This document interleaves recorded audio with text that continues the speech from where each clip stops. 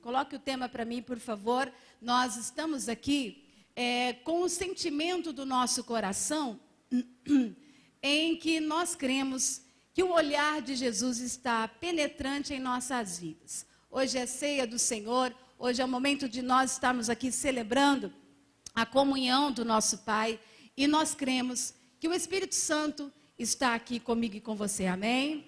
Vamos ler então o que diz em João capítulo 8, versículo 12. Olha só, eu sou a luz do mundo, e quem me segue não andará em trevas, mas terá o quê? A luz da vida. Eu gostaria de chamar aqui a pastora Nádia para a gente cantar uma canção do nosso disco, ou do nosso CD, né? Do nosso álbum, Mostra-me. É uma das canções que o pastor Edivaldo compôs há uns anos atrás, quando eu conheci meu marido. Ele me encantou com essa música. Ele é um compositor que vai sempre escrevendo as suas canções no seu momento, né, que Deus envia. Não é sempre que a composição vem, mas essa é uma das belíssimas canções que ele compôs e que vai falar muito ao teu coração. Que nessa manhã o Senhor venha mostrar a sua glória sobre nós. Você está aqui comigo nesta manhã? Que a presença do Senhor, que o olhar do Senhor seja penetrante em nossas vidas. Vamos adorar ao Senhor, em nome de Jesus.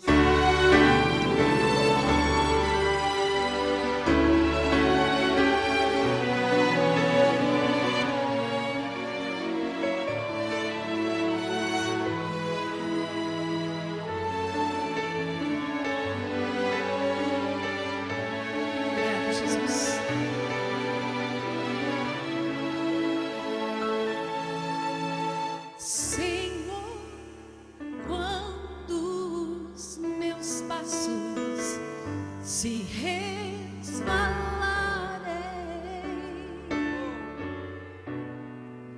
e pesados parecerei, teus mandamentos,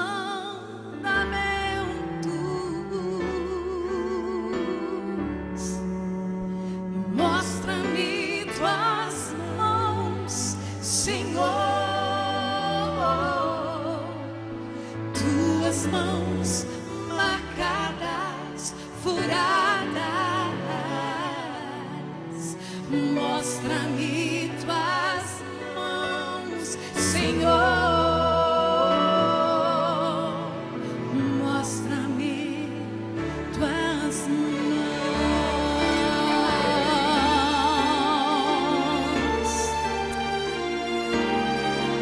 Jesus, nós te adoramos.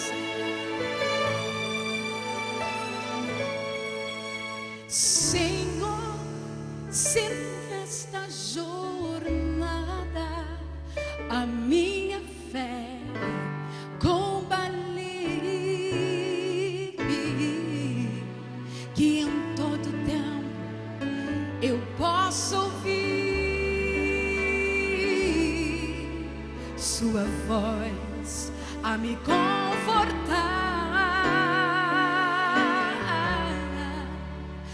Mostra-me tuas mãos, Senhor,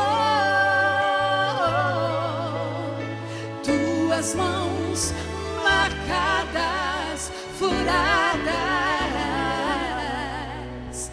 mostra-me tuas mãos, Senhor, mostra-me tuas mãos.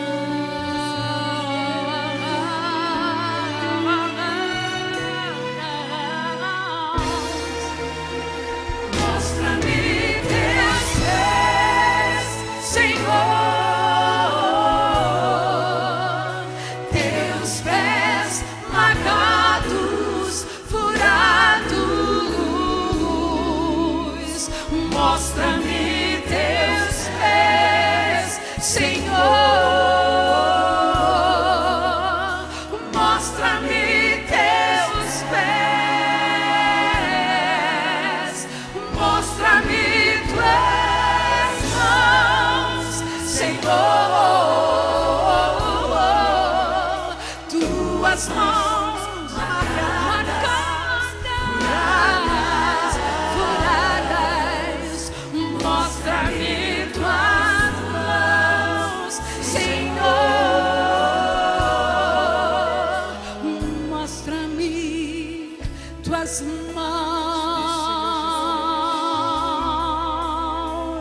Queremos mais sentir a tua presença aqui nesta manhã, Senhor. Queremos mais ser tocados pela sua graça, pelo seu perdão, pela sua misericórdia. Queremos, Senhor, que o teu olhar esteja somente em nós, Pai, nesta manhã. Queremos sair daqui revigorados, transformados. Será que você pode dizer amém por isso? Quem quer sair daqui revigorado? Não sei como foi a sua semana, mas eu acredito que a semana de muita gente foi corrida, natural.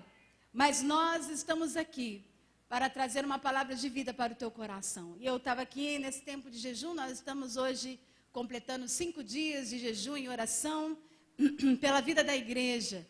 E eu já estou ouvindo testemunhos de bênção na vida daquele que estão fazendo, ou até mesmo aquele que não está participando, mas já está sendo alcançado. Eu quero dizer que é uma gratificação para nós ver Deus falando conosco.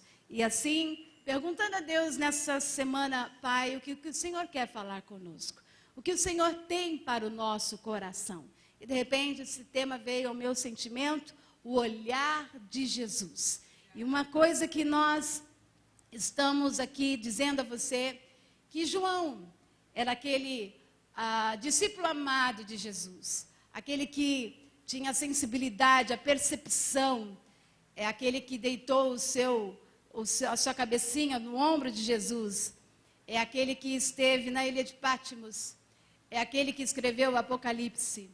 João, esse discípulo amado, ele disse que Jesus, naquele momento que estava com ele, disse: eu sou a luz do mundo, e quem me segue não andará em trevas, mas terá a luz da vida.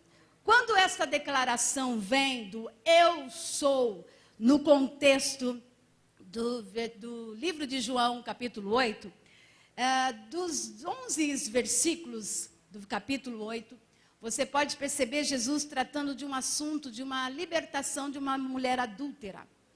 Aí você vê Jesus ali dizendo para aquele povo que ele é a luz do mundo.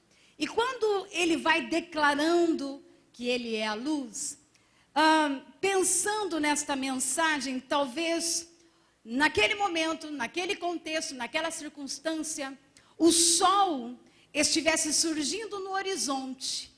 E aí Jesus vem e diz: eu sou a luz do mundo. E dentro dessa nossa forma de pensar, Jesus, ele se compara como o sol nascente. Se você tem a sua Bíblia aberta, você vai ver aí em João capítulo 8, versículo 2, quando Jesus, ele diz o seguinte, a palavra do Senhor diz: ao amanhecer, ele apareceu novamente no templo, onde todo o povo se reuniu ao seu redor, e ele se assentou para ensiná-lo. Então Jesus estava indo para a sinagoga ao amanhecer. Então o sol estava se pondo, e aí Jesus usa desta analogia e declara: eu sou a luz do mundo. E dentro desse parâmetro, isso significava que, mais uma vez, Jesus estava afirmando ser Deus, pois para o povo de Israel, o sol era um símbolo de Deus. Então, de Deus Jeová. O sol significava assim, ele é a luz, o nosso Deus é a luz. E Jesus estava dizendo isso de uma forma muito profunda. Olha só sobre essa referência do nosso Deus sendo o sol. Salmos 84, não tenho aí na tela, no versículo 11 diz assim, mas você tem a sua Bíblia. Então abra, por favor, no Salmos 84, versículo 11, você também em casa, que está vendo essa mensagem. Olha só. O Senhor Deus, olha só o salmista diz, é sol e escudo. O Senhor concede favor e honra, não recusa nenhum bem aos que vivem com integridade. Então, o sol, o sistema solar para nós, sabemos que é o centro. é a fonte de nossa energia. Esses dias alguém disse para mim, pastor, eu estou tão dentro de casa no meu isolamento que eu quase não estou pegando sol. E eu quero agora sair para tomar um solzinho, porque o sol alimenta, o sol dá energia. Então, Deus, Ele é o que, gente? Ele é luz. E dentro desse ponto de vista, onde quer que a luz de Deus brilhe, Ele vai revelar a perversidade humana. E é por isso que muitas pessoas negam-se a se aproximar de Deus, porque sendo Ele luz, Ele vai clarear o ambiente da escuridão da nossa alma. E sendo Ele luz, Ele vai revelar o que se passa no nosso coração. Então eu digo para você que nesse tempo de pandemia, a glória de Deus está sendo manifesta. Se você não tem percebido, eu tenho percebido a glória de Deus sendo manifesta. E independente das decisões humanas, nós estamos percebendo comportamentos daqueles que estavam firmes na igreja e daqueles que não estão mais firmes na igreja. Não só estou dizendo dentro da MVPM, eu estou dizendo na igreja geral, no mundo inteiro. Há uma crise tomando conta das emoções das pessoas no meio da pandemia. Parece que a luz de Cristo está se esvaindo. As pessoas estão se perdendo dentro desse caminhar. Sabe o candelabro que estava lá no tabernáculo? Você que estuda teologia ou que já viu o tabernáculo de Moisés, dentro do lugar santo havia ali o candelabro onde a luz ficava iluminando o ambiente. Essa luz do candelabro significava que aquela coluna de fogo que pairou no deserto, que iluminou a noite do povo de Israel, essa é a luz. O candelabro dizia assim, olha, Deus é luz, Ele te guiava no meio do deserto. Quando o sumo sacerdote entrava ali para fazer o serviço, e também os levitas, eles poderiam ver o candelabro ligado, dia e noite, como que o Senhor estivesse dizendo assim para eles, olha só, na tipologia, o simbolismo é, a minha glória ainda se manifesta, de dia e também de noite. Então eu digo a você, que o eu sou, ele é o maná, ele é o alimento para nós. O eu sou, ele é a fonte de água viva no meio do deserto. O eu sou, ele é a coluna de fogo, a luz que ilumina e que está aqui nesta manhã para dizer, eu sou e você não é nada. Eu posso e você não pode. Eu tenho, você não tem. A minha glória se manifesta sobre todo aquele que teme ao Senhor. É isso que a palavra do Senhor Jesus estava dizendo. E quando ele diz assim, ó, e aquele que me segue, ele diz, não andará, aonde? Em trevas, porque seguir ao Senhor é crer. Seguir ao Senhor é confiar nele, é manter a fé redundada na vida de Jesus. E quando eu tenho a fé em Jesus, a vida dele está em mim, amém? E a minha pergunta é, você continua crendo no meio dessa pandemia que Jesus é a luz? Diante dessa realidade, eu estou vendo dentro do olhar de Jesus e do olhar humano, nós estamos vivendo uma crise de falta de credibilidade em todas as esferas da sociedade do mundo. E que inclui a igreja, infelizmente a instituição. E nós estamos vendo a imoralidade tomando conta, até mesmo das igrejas. Nós estamos vendo padrões, valores e princípios sendo quebrados.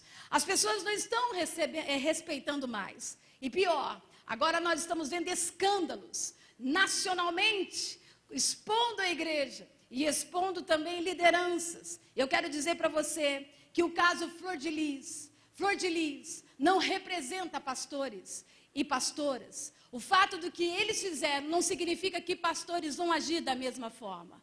O caso daquele médico que estuprou aquelas mulheres que queriam ser mãe. Eu quero dizer para você, ele não representa os médicos da nação e do mundo. Eu quero dizer para você que talvez esteja aí pensando, e agora? Aquele corrupto, ou os políticos corruptos, olha só, como que vai ser o nosso mundo? Eu quero dizer, eles também não representam a gama de homens e mulheres sérias da nossa nação. Por isso eu digo para você que nosso olhar, nós precisamos entender que é notável a diferença entre o olhar de Jesus e o olhar dos homens. Nós percebemos que aqueles que são nascidos em pecado, que somos nós, que nascemos em pecado, nós habituamos cedo demais ao pessimismo. Nós habituamos demais ao desprezo e à desconfiança. O nosso olhar, por vezes, são ajustados pelo foco da nossa fraqueza. O foco está nos defeitos. As pessoas não conseguem ver as qualidades mais. O olhar humano tem sido mesquinho e hipócrita diante de muitas pessoas. E uma das coisas que eu vejo em Jesus Cristo, que Ele é a expressão viva do amor de Deus. E dentro desse caminhar, Ele não segue o meu padrão e o seu padrão. E dentro desse caminhar do olhar de Jesus, eu quero tratar do primeiro ponto. Quando Jesus viu Simão Pedro pela primeira vez, Ele não criticou suas fraquezas e nem profetizou que o negaria. Embora Jesus já sabesse que Pedro ia aquele que ia negar, embora Jesus já sabia que Pedro ia abandonar Jesus, não somente ele, mas os seus discípulos. Jesus já sabia que Judas ia traí-lo também. Jesus já sabia de tudo isso, porém, uma das coisas que eu vou aprendendo sobre o nome de Simão Bar-Jonas, significa o seguinte: aquele que ouve. O nome de Simão significa obediente. Olha só, Pedro significa no grego Petra, a pedra, no aramaico, Cefas. Já em português, o nome de Pedro significa pedra, rochedo. E aí, estudando sobre o nome dele em português, quando nós vamos escolher o nome dos nossos filhos, tem sempre um significado. Eu sou renascida, e aí a Nádia sabe o seu significado, mana? Esperança, alguém sabe o significado do seu nome? Ok? Então é bom você dar uma olhadinha. No caso de Pedro, há uma frase no nome que significa: só a fé pode manter o contato frequente com a luz do Senhor. Isso é profundo, gente. E dentro desse patamar de mensagem, eu vejo Cristo no seu olhar, olhando para Cefas, olhando para Simão, olhando para Pedro, olhando para ele como uma rocha. A palavra do Senhor diz que o Senhor Jesus olhou para ele dizendo assim: tu és rochedo, tu és rocha. Olha só, tu és a força. Abra sua Bíblia em Mateus capítulo 16, versículo 15 ao 17, que diz: e disse-lhes ele: e vós, quem dizeis que eu sou? E Simão Pedro, respondendo, disse: tu és o quê? O Cristo. Você está aqui? Tu és o Cristo, o Filho do Deus vivo. E Jesus respondendo disse-lhe: bem-aventurado és tu, Simão Bar-Jonas, porque tu não revelou a carne e o sangue, mas meu Pai, olha aí, mas meu Pai que está nos céus. Pois também eu te digo que tu és Pedro, ou seja, rocha. Você é rochedo, Pedro, e sobre esta pedra que sou eu, Jesus, olha só, edificarei a minha igreja, e as portas do inferno não prevalecerão contra ela. A igreja não é edificada do homem, a igreja é edificada em Jesus, a rocha inabalável. E se você está fincado na rocha que é Jesus, você não vai temer o que vier pela frente, você não vai temer o inferno, porque as portas do inferno não prevalecerão contra a igreja do Senhor. Veja bem, não é o diabo que vai vir contra você, é você que vai às portas do inferno, e o diabo não vai prevalecer sobre a tua vida. É poderoso você e eu entendermos qual é a nossa posição. É assim que Deus nos vê. Quando nos aproximamos dele, ele não aponta o dedo para nós. Quando Deus nos vê, ele não olha somente para as nossas fraquezas. Quando Deus nos vê, ele não olha para nossas fraquezas para que nós nos sintamos murchos e também até mesmo desanimados. Nós temos um Jesus que está aí no texto. O olhar de Jesus procurou por aquilo que há de bom em nosso interior, ainda ainda que seja uma partícula boa em 1 milhão de defeitos.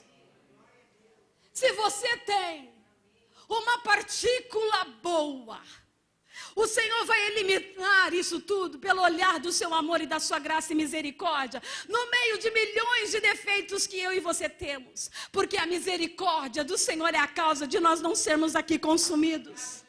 A misericórdia e o olhar do Senhor para conosco é maravilhosa. Então, se você procurar por Ele, vai ser bem recebido. Eu vou repetir, se você procurar por Ele, você vai ser bem recebido. Você não vai ser maltratado, você não vai ser jogado como se não fosse um valor. O olhar de Jesus está aqui nesta manhã sobre mim. E quem era Pedro, gente? Quem era Pedro? Discípulo do Senhor. Então nós estamos falando com aquele que andou com Deus. Nós não estamos falando com o descrente. Nós estamos falando com crentes. Nós estamos falando com aquele que andou com Jesus, que esteve com o Senhor. E mesmo quando Pedro, esse cristão, esse discípulo, ele nega a Jesus, o último olhar de Jesus após sair do sinédrio, todo torturado e machucado e ferido. A palavra do Senhor diz que quando Pedro nega Jesus 3 vezes, Jesus sai do sinédrio torturado, todo ferido, machucado, esbofeteado, machucado de todas as formas. Imagine mais ainda emocionalmente, sabendo que os seus o abandonaram. E naquele momento, a palavra do Senhor diz que o olhar de Jesus se encontra com Pedro. Apenas um olhar no meio de um sangramento. Apenas um olhar, aquilo marcou tanto o coração de Pedro que a palavra do Senhor diz que Pedro saiu dali e foi chorar amargamente. Ou seja, a consciência, a mente foi aberta. O ato cometido, ele teve que encarar aquele último olhar. Porém, uma coisa que eu aprendo com Jesus, mesmo vivendo esta dor, do abandono, da negação dos seus discípulos, Jesus não abandonou Pedro. Ele disse assim: diga a Pedro, por favor, que eles vão para Jerusalém, porque lá eles vão me encontrar. É tão lindo você ver um Jesus que no mar de Tiberíades, que para mim é o lugar de cura e de mudança completa. É o lugar onde Deus, o nosso Jesus, resolveu ir após a ressurreição para transformar a vida deste homem. Por isso eu digo a você, neste lugar, o olhar do Senhor também está aqui comigo e com você. Porque se Ele resolveu também ir para a mar de Tiberíades, hoje nesta manhã Ele resolveu nos encontrar aqui na Rua Belém, na Rua Eval, no bairro do Belém, para derramar o seu amor de misericórdia, de graça e de mudança e de transformação, e para ter uma conversa franca comigo e com você, uma conversa honesta. E dentro desse caminhar, se você tem a sua Bíblia aí em João capítulo 21, versículo 17, eu quero que você veja o que Jesus fez. Você conhece essa passagem? Eles foram pescar, Pedro estava desviado e ainda levou alguns dos discípulos. Ele estava muito distante. E o distanciamento social e a pandemia distanciou muitos da casa do Senhor, da presença do Senhor. Eu não digo só do templo, não, eu estou dizendo da presença do Senhor. E esse é o mesmo sentimento que Pedro estava vivendo, como muitos estão vivendo nos nossos dias. A realidade era essa. Pela 3ª vez, ele lhe disse: Simão, filho de João, você me ama? Pedro ficou magoado por Jesus lhe ter perguntado pela 3ª vez: você me ama? Ele disse: Senhor, tu sabes de todas as coisas, e sabes que te amo. Aí disse-lhe Jesus: o quê? Cuide das minhas ovelhas. Aí Jesus diz mais: digo-lhe a verdade. Olha só, porque Jesus, ele é o quê? A vida. Amém? E olha que Jesus diz: quando você era mais jovem, vestia-se e ia para onde queria. Mas quando for velho, estenderás as mãos, e outra pessoa o vestirá e o levará para onde você não deseja ir. Jesus disse isso para indicar o tipo de morte com a qual Pedro iria glorificar a Deus. E então ele disse, o que ele disse aí, gente? Siga-me. Eles tiveram uma conversa honesta, sentados à mesa. À mesa não, à beira-mar. Eles ficaram sem pescar a madrugada toda. Pedro, ele era expert nesta área. Quando nós distanciamos de Deus, Quando nós distanciamos da sua presença, você pode ser mais hábil em qualquer área da sua profissão, mas haverá escassez, porque peixe só quem envia para o mar é o Senhor.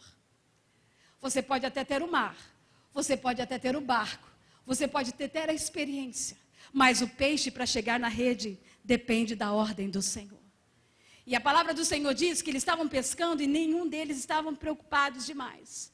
Abriram mão das coisas do Senhor e foram pescar. Contra pescar, pastora, não. Nesse caso, não. Pedro estava distante. E levou outros para sair. Eles poderiam estar ali, naquele momento, consolando muitas pessoas que estavam com tristeza por Jesus ter sido morto.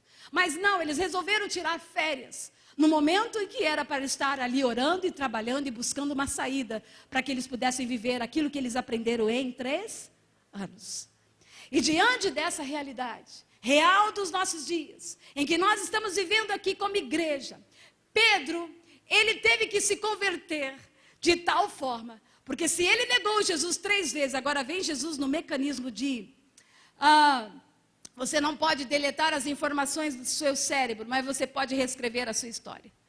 Jesus vem, reescreve no seu cérebro novamente. Olha, Pedro, tu me amas, então volta a cuidar das minhas ovelhas. Pedro, tu me amas, eu te amo, Senhor, então volta a cuidar dos meus cordeiros. Pedro, tu me amas, Senhor, tu sabes, eu estou sentindo a presença dele aqui, tu sabes de todas as coisas,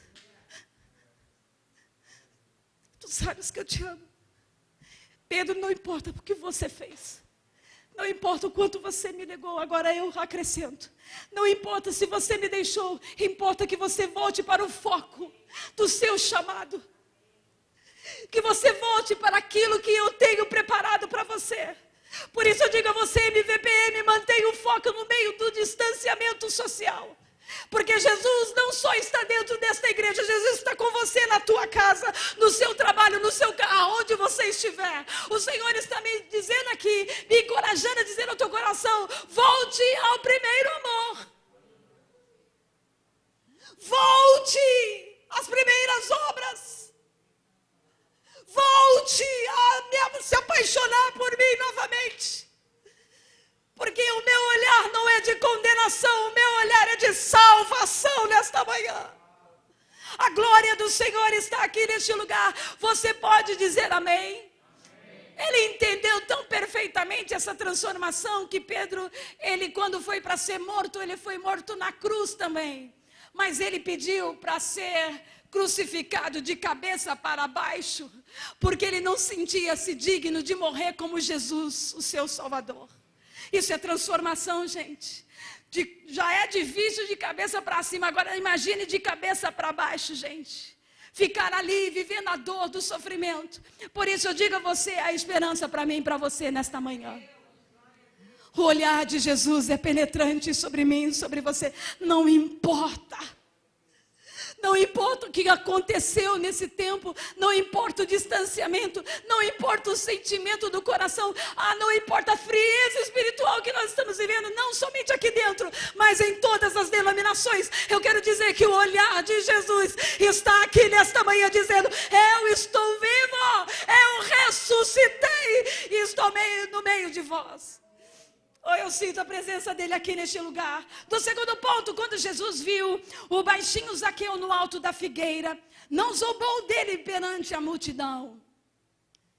Nós estamos falando aqui de cristãos como Pedro, e agora nós estamos falando de Zaqueu como um judeu, mas que não cumpria a lei. Um judeu corrupto, um judeu que tinha problemas sérios de caráter. E aí você vê Jesus dizendo lá em Lucas 19, capítulo 1, 10. Do versículo 1 ao 10.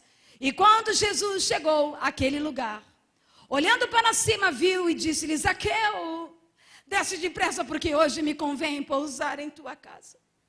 E apressando-se, desceu e recebeu alegremente. E vendo todos isso, murmuraram, dizendo, entrará para ser hóspede de um homem pecador. E levantando-se Zaqueu, disse ao Senhor, Senhor, eis que eu dou aos pobres metade dos meus bens. E se em alguma coisa tenho defraudado alguém, o restituo quadruplicamente, ou quadruplicado. E disse-lhe Jesus: hoje, olha aí, hoje veio salvação a esta casa, pois também este é filho de quem? De Abraão, judeu. Ele fazia parte da linhagem de Abraão. Porque o filho do homem veio buscar e salvar a quem, gente? O que se havia, o quê? Perdido. Só tem perdido lá fora, gente? Às vezes tem perdidos aqui dentro da igreja. Como aquela dracma perdida, como a ovelha perdida. Mas uma das coisas que eu quero dizer para você é que naquele momento em que Jesus estava vendo Zaqueu, eu fico imaginando um Zaqueu corrupto, como nós olhamos para muitas pessoas e julgamos assim, que não são merecedores de estar perto de nós. Aí ele vem baixinho, ele quer ver Jesus, ele precisa olhar para Jesus. Ele precisa ser visto. Veja bem, ele precisava ser visto. É uma pessoa que precisava de uma transformação. E a palavra do Senhor diz que quando ele sobe, a palavra do Senhor diz que havia uma multidão em torno de Jesus. E a Bíblia diz que Jesus parou. Veja bem a importância que Jesus dá ao homem. Ele para, levanta a cabeça e olha. 2 olhares penetrantes ali. De Zaqueu precisando de uma transformação. E de um Jesus cheio de compaixão e de amor para derramar a graça e a sua misericórdia. E aí você percebe um Jesus que ele não disse, olha aí, eis aí, gente, os chefes dos coletores de impostos mais corruptos de Jericó. Foi isso que Jesus disse? O que Jesus disse? Ele só olha. E aí ele diz: Zaqueu, desce. Porque hoje me convém. Ó, gente, o próprio Jesus se convidar para entrar na casa de um pecador. Isso é amor e compaixão demais. Isso é vencer todo tipo de paradigmas. Isso é vencer todo tipo de tabus. Isso é vencer todo tipo de religiosidade. Porque uma das coisas que eu aprendo com Jesus é que quando há um plano de salvação, de propósito, Jesus não perdia tempo com esse tipo de coisa. E é dentro desse patamar que eu digo a você, o nosso olhar precisa também ser mudado. Porque o meu olhar para o perdido é o mesmo olhar de Cristo. É olhar para aquele que a gente acha que não é merecedor e dizer assim: se o meu Jesus olhou para você com olhar de amor, o meu olhar de amor para você é também cheio de misericórdia. É também cheio de graça. É pelo vizinho, é pelo amigo, é pelo patrão, é pelo familiar. Por isso, uma coisa que eu quero dizer a você: apenas um olhar de baixo para cima da árvore. E algumas poucas palavras foram suficientes para mudar a mais inesperada da vida do chefe dos publicanos. Sabe por quê? Ele ficou tão convertido, tão transformado, que até o bolso dele se converteu. Porque muitas vezes nós nos convertemos, mas o bolso não se converte. E nós estamos falando de dinheiro apenas, nós estamos falando de mudança de atitude. Porque ele defraudou. E ele disse sim em alguma coisa, ou se, porque o se tem uma condição aí, alguma coisa eu fiz de errado. Eu vou devolver quantas vezes, gente? Gente, não falou uma vez não, gente. Falou quantas, gente? 4 vezes. Tem gente que vai devolver só o quê, gente? A metade, 1/3. Ele vai devolver o quê? 4. Isso significa o quê? Transformação. Por isso eu digo a você nesta manhã que está me ouvindo em casa, e você que está aqui, desta manhã, pastora, que mensagem é para todos nós. Porque algum perdido também temos dentro da igreja. Porque talvez algum perdido corrupto dentro das suas emoções. E nós não estamos falando, existe todo tipo de corrupção, gente. Existe a corrupção da nossa alma, da nossa mente, do nosso espírito. Em que Deus está aqui para dizer assim: hoje me convém pousar na sua casa. Talvez você não tenha coragem de me convidar, mas eu agora me convido. Eu vou jantar com você, eu vou conversar com você e eu vou mudar a tua história. Será que você pode dizer nessa manhã: Senhor, entra na minha casa, como diz a música? Mexe com a minha estrutura e sara as minhas feridas. Dentro desse patamar, para que a gente possa encerrar e ir para a ceia. Quando Jesus olhou para nós, nos amou o quê? Incondicionalmente. E perdoou quem, gente? Os nossos pecados. Quem aqui tem pecado, levanta a mão. o amor do Senhor foi derramado sobre nós. Sabe esse versículo dos Salmos que eu achei lindo ao ler ontem? Gente, eu chorava tanto com essa palavra. Porque eu disse para o Senhor Jesus, olha Deus, eu venho aqui para dizer, Senhor, que por vezes até eu mesmo preciso aceitar o Senhor. Mudar as atitudes, mudanças. O fato de sermos pastores não significa que nós não tenhamos que passar pelo processo da consciência, de mudança de atitude, de mudança. Porque a conversão é para todos, é mudança de atitude. E veja aqui o Salmo 103, 8, 14 diz, olha só, o Senhor, Ele é compassivo. Eu quero que você leia comigo, por favor, mesmo com a sua máscara. Veja bem, olha só o que o Senhor está dizendo a você e a mim. 1, 2, 3. O Senhor é compassivo e misericordioso, muito paciente e cheio de amor. Não acusa sem cessar, nem fica ressentido para sempre. Não nos trata conforme os nossos pecados, nem nos retribui conforme as nossas iniquidades. Pois como os céus se elevam acima da terra, assim é grande o seu amor para com os que o temem. E como o Oriente está longe do Ocidente, assim ele, o quê? Afasta para longe, o quê? As nossas transgressões. Como um pai tem compaixão de seus filhos, assim o Senhor tem compaixão do que os temem, pois Ele sabe de que somos formados e lembra-se de que somos o quê? Será que você pode adorar ao Senhor porque você é amado do Pai? Será que você pode nessa manhã tomar a ceia com a sua consciência, pedindo perdão pelos pecados, pelos fatos e sentimentos, frieza espiritual, negligência espiritual, sentimentos que eu não sei o que se passa dentro do teu ser? Pastora, você está me julgando? Não, eu sou pastora de igreja, eu sou pastora de vidas. Eu sou pastora de pessoas também que me procuram em WhatsApp, que me procuram nas redes sociais. Pastora, eu preciso da misericórdia, eu preciso de Jesus. Então eu digo para você que aqui não é ninguém apontando nada. Aqui tem uma pastora dizendo que o olhar de Jesus está sobre mim e sobre você. E que quando você e eu vamos tomar desta ceia, deste banquete, em que eu digo para você mais uma vez, valorize isso. Não marque outro compromisso no dia de um melhor culto das nossas vidas. Esse é a memória do Senhor, gente. Isso aqui é sacrifício de sangue, sacrifício de um inocente. Era para nós estarmos na cruz mortos, mas o sangue de Jesus,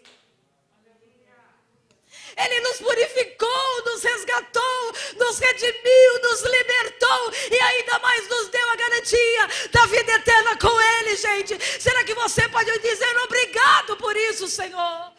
Ou você acha que isso aqui é uma ocasião qualquer, como você come dentro da sua casa? Como um arroz e um feijão, basicamente. Eu quero dizer que isso aqui é um banquete, onde a glória do Senhor é manifesta, onde eu e você sentimos a presença e a glória do Senhor. Por isso eu digo a você, pare com essa fixação de procurar os seus defeitos, e também pare de procurar a fixação, o olhar nos defeitos das pessoas. Dentro desse caminhar, o Senhor foi me ensinando, pare com essa ânsia de difamar. Pare com essa ânsia de derribar para produzir no criticado um sentimento de pequenez, de frustração, de desânimo. O Senhor está dizendo para mim e para você, olha só, Renata, mude o seu olhar, mude MVPM o seu olhar, porque talvez essa revelação, na verdade, diz mais a respeito do crítico do que do criticado. Muito mais. Essa crítica contra as pessoas, que eu às vezes aponto, que talvez você aponte, talvez seja uma capa para cobrir a nossa própria nudez, ou até mesmo para dispersar o foco sobre nós.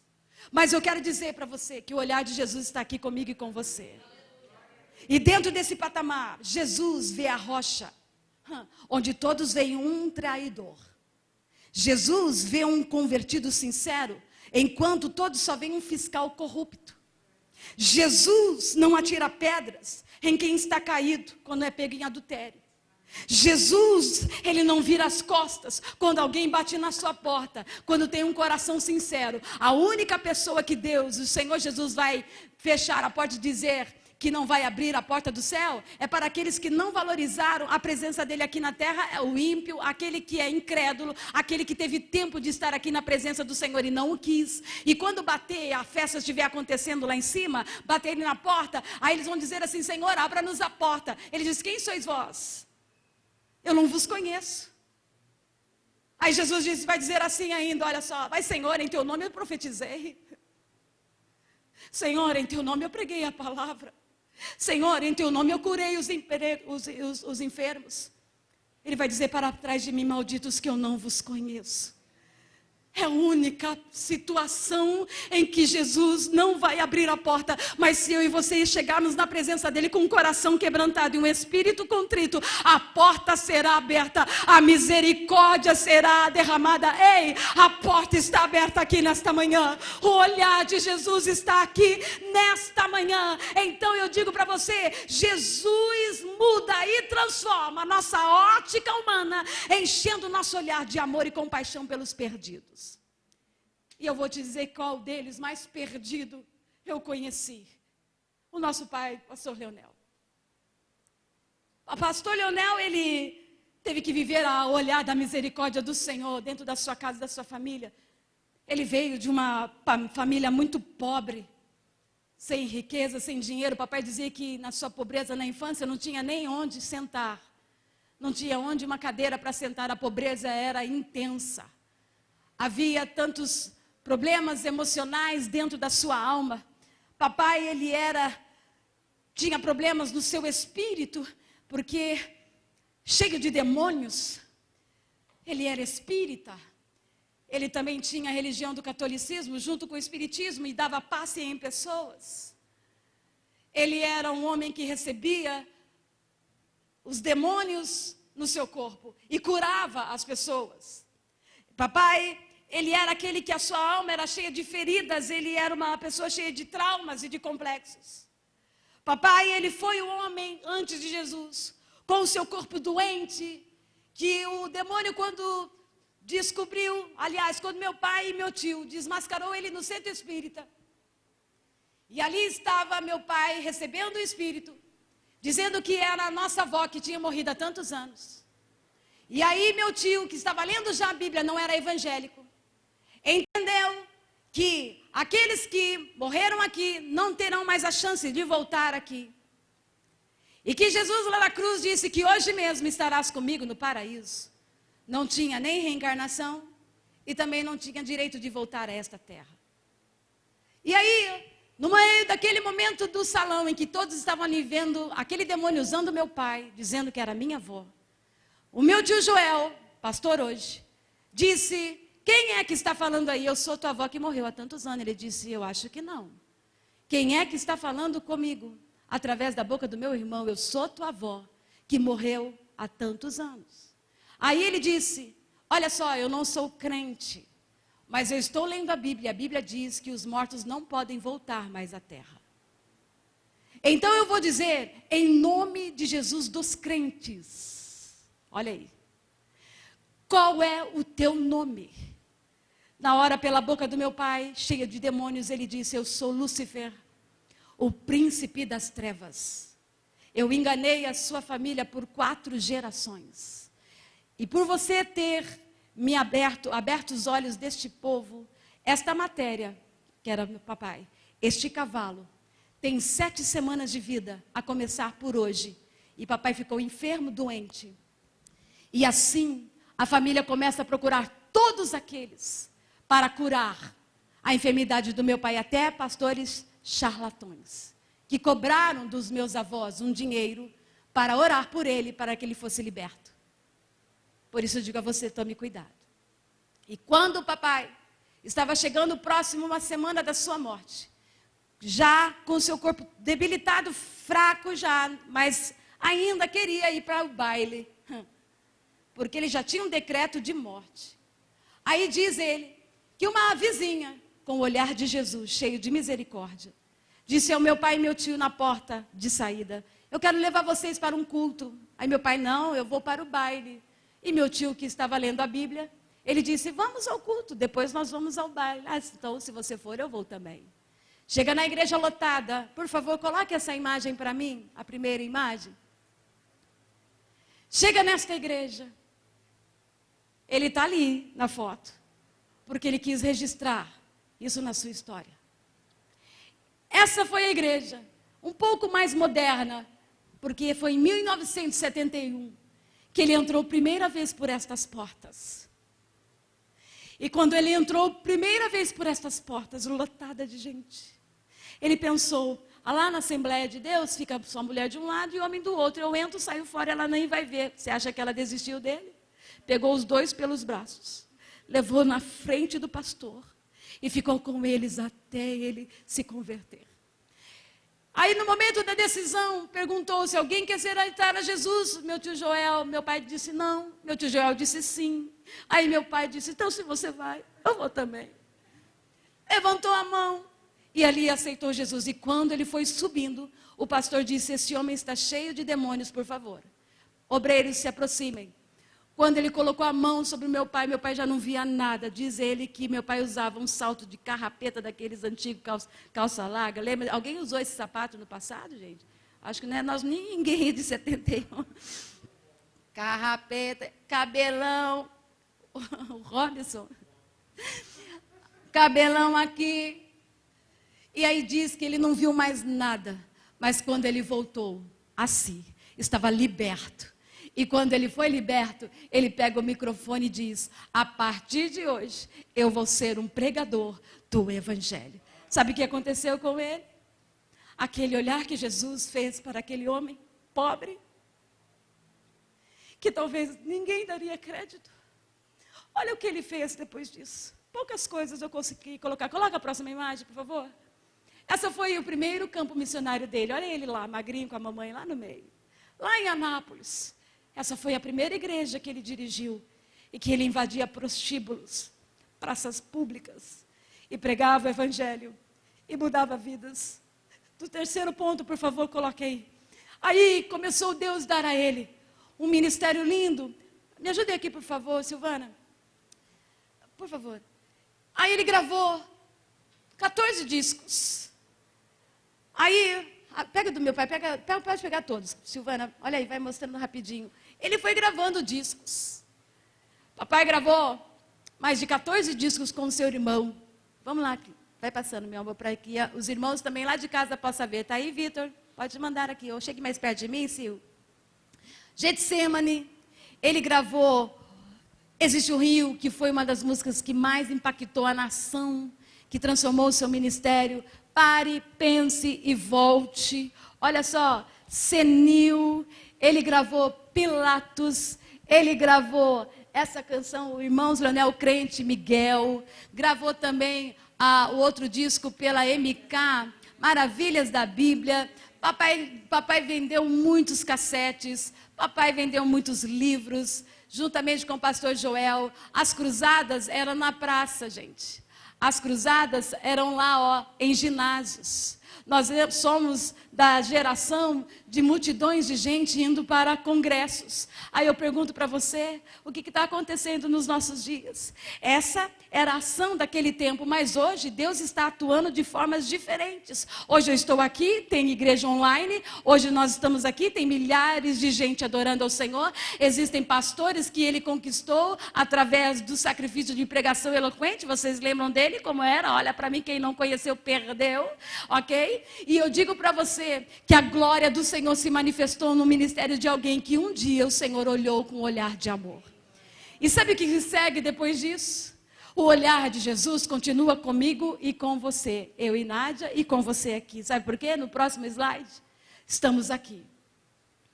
Na nossa posição, eu gravei meu primeiro disco soul, quando eu tinha 10 anos de idade. Eu gravei meu primeiro disco da dupla, Voando com os Querubins, Renata e Linéia. Depois eu gravei o outro disco solo. Depois eu gravei com meu pai, Leonel. Olha eu com bigode. Depois gravamos Sonho de Vida, gravamos Tributamos, gravamos Vem Espírito de Deus, que não estão aqui porque os discos já se foram, mas estão aqui. Obrigada, meu amor. Nós, para a glória de Deus, estamos aí há 35 anos, eu, Renata, de ministério. 31 anos de Irmãs Leonel. 20 anos de Irmãos Leonel. É muito tempo na nação. E eu digo para você, por que eu estou dizendo isso? Porque hoje é noite de gratidão, manhã de gratidão. Porque o Senhor vai fazer coisas grandes na minha vida e na sua vida. Papai não está mais aqui, mas o legado dele vai continuar. E eu digo a você, se você não continuar aqui na MVPM, aonde você for, o legado também vai continuar. A glória do Senhor vai se manifestar. Será que você pode ficar sobre os seus pés? Por que eu estou fazendo tudo isso? Para dizer a você que o olhar do Senhor está sendo derramado sobre as nossas vidas. E quero chamar aqui os nossos amados irmãos, nós vamos cear. Eu quero agradecer a Deus. Porque independente da quantidade, independente do lugar, independente da situação, você é um ser. Você é alguém. Lembra dessa música? Você é um ser, você é alguém tão importante para Deus. Nada de ficar sofrendo, angústia e dor nesse seu complexo interior, dizendo às vezes, eu não sou ninguém. Aí o que a música diz? Eu venho falar, eu sinto a presença dele. Jesus vem nos dizer aqui que você é alguém e que Jesus conta com você. Eu e Nádia, Raquel, os nossos queridos pastores, continuaremos aqui. Estou orando para que Deus nos leve para outro lugar. Mas enquanto estivermos aqui, nesse endereço, o olhar de Jesus vai estar sobre nós. Por mais que pessoas vão, e glória a Deus, que estão em alguns lugares frutificando, outros se perderam. Mas eu digo a você, a igreja não é minha, a igreja é do Senhor Jesus. E você é a ovelha preciosa. Então eu vou te dar 1 minuto, enquanto os nossos amados irmãos se posicionam. Quem você é? Pai, em nome de Jesus, eu quero colocar diante de Ti as nossas vidas. E diante de Ti, o nosso coração. Diante de Ti, o nosso sentimento. Se somos Pedro, se estamos na condição dele, ou se nós estamos na condição de Zaqueu, ou se nós estamos na nossa própria condição de fragilidade humana, onde a pandemia, onde o distanciamento social também nos afastou de Ti, trazendo frieza, fraqueza. O nosso olhar agora para Ti, Senhor, é o olhar de Zaqueu subindo nesta árvore.